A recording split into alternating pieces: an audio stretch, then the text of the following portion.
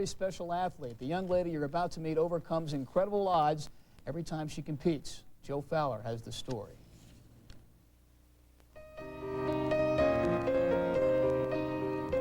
I started riding when I was 11 years old, renting horses at a livery stable. And I saved up my allowance and did that every weekend until I got my own horse. I pretty much taught myself. I knew the first time I jumped a horse that I wanted to do this, and I wanted to keep doing it until I did it well, and I did that.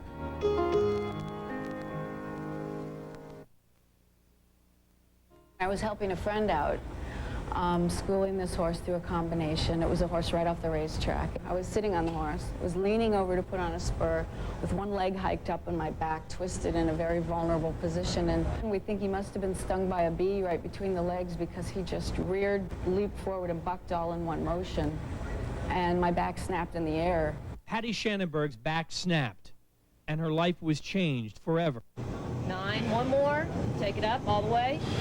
10, all the way down. Good job, beautiful. An athlete before that accident in August 1977, Patty remains an athlete today. You know, a wheelchair and not being able to walk is a disability, but being able to get around in a wheelchair and being able to find those different ways to do different things without what everybody else has to work with is an ability. Because you can't do it that way doesn't mean you can't do it. You do it another way. And that goes for little things, to medium-sized things, to big things. There's always another way to do it.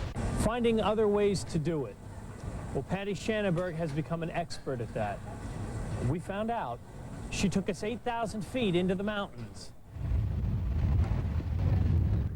You're on the lift at Big Bear. Patty and 100 pounds of hardware seated next to you. With the help of the handicapped ski school, Patty attacks the mountain, chasing a dream. What do you want out of skiing?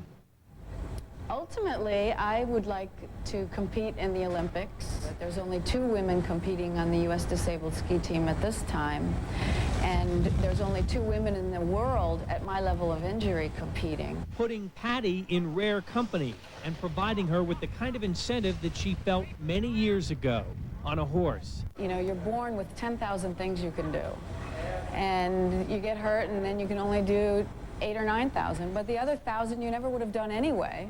Well, somehow, you have to figure Patty's going to find a way. She's always been an achiever. Joe Fowler for Sports Extra. And we wish her all the luck in the world. That's it for Sports Extra. We'll see you next week.